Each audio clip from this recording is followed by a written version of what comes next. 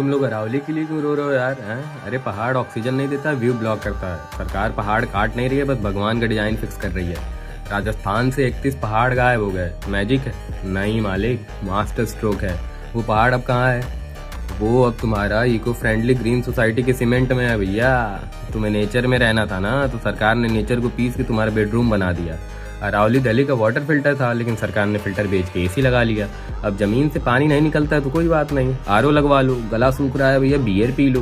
विकास थोड़ा डस्टी होता है, एडजस्ट कर लो। है थोड़ा बहुत तो धूल धक्कड़ उड़ेगा ही। अगली बार जब सेव अरावली का स्टेटस लगाओ तो अपने फार्म हाउस की बालकनी से मत लगाना, क्योंकि वो बालकनी उसी पहाड़ की लाश पे बनी है।